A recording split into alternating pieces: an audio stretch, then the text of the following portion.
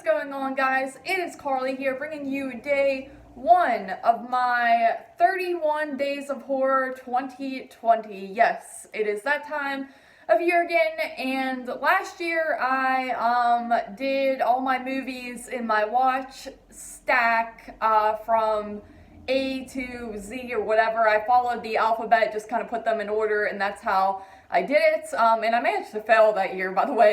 There was one video where I just didn't feel like watching the movie. I didn't have time or something, and then I didn't get to upload it. So I think it was like day 23 or 24, but so it was more like 30 days of horror. But anyway, today we are starting out fresh, and the way I'm going to do this year is going in order. Once again, we're kind of theming it out that way again, but instead of in ways of the alphabet, we are going from release of the movies from newest to oldest. So, starting 2020 movies I might have on my watch pile, which I don't, going all the way down to, 1940s or 30s or whatever. So, to start off, we actually have Child's Play 2019. So, pretty fresh one. I got this for Christmas last year, and yeah, it's one of those ones that I really wanted, so I was excited to have it to, one, complete my Child's Play collection, and two, spoiler alert, I really enjoy this movie. So, what is Child's Play 2019 all about?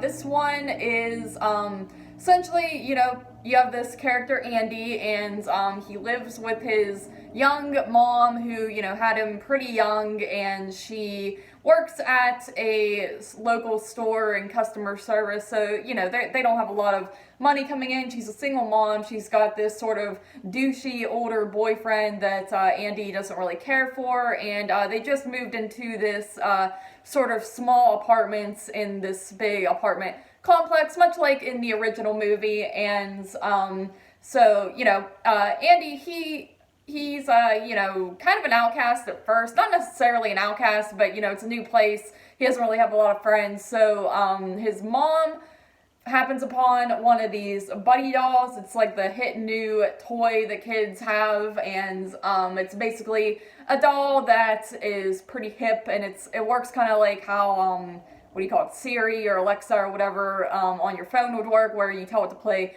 music and it'll play music, you tell it to turn on the TV and it'll do that. So it's just a technology convenience type of doll, and the mom happens upon one that is apparently busted, so she decides to ask the store clerk if she can take it home to her son since it's busted, and because she assumes her son will be able to figure it out.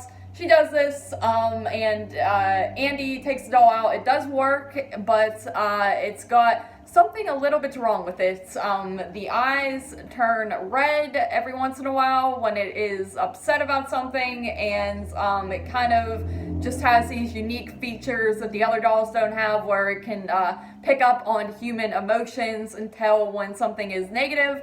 And since he wants to be Andy's buddy, he does not like negativity. So things kind of progress from there. So that's kind of the long-winded explanation of the film. Yeah, this movie is a blast. It's a lot of fun. I was really worried about rewatching it that I might not like it as much as I did in the theater, because that has happened to me before, where I kind of overblow something when I see it in the theater, and then I watch it at home and it's just not as good. It doesn't hit as well, especially when I watch it soon after seeing it in the theater. But I like this one just as much, if not, well, I would say I even liked it a little bit better this time around.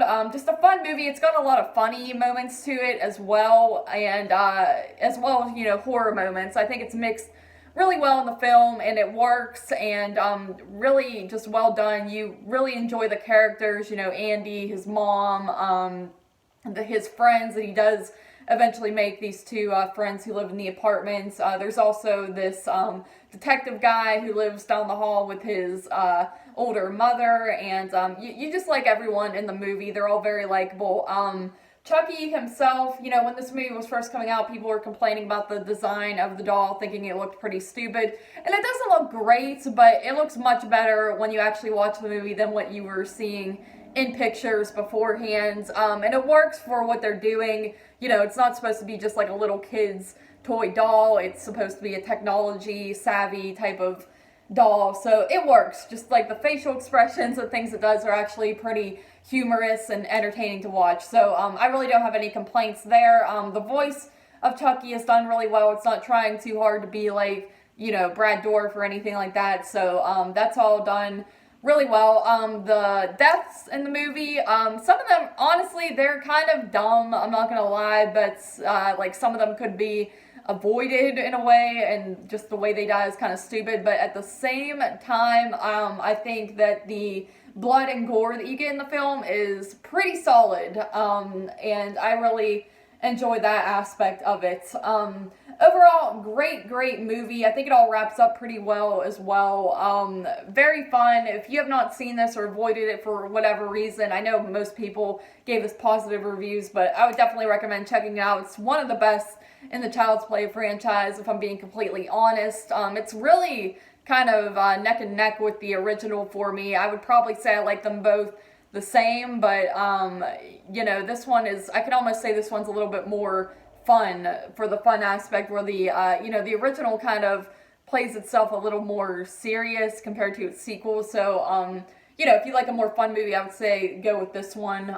But yeah, I actually give this a solid 9 out of 10. So definitely a recommend for me. Got great watchability, great characters, just a fun movie, a fun one that I would say to put on with friends or family or anything like that, because besides like the bloody moments, it's not too over the top or anything, so I enjoy that as well. So 9 out of 10 for Child's Play, a remake, reboot, whatever you want to call it here. Thank you guys for joining me for day number 1. Have a lot of different variety of films to get into here that I'm excited to tackle, finally watch, and review. So stay tuned for day number 2.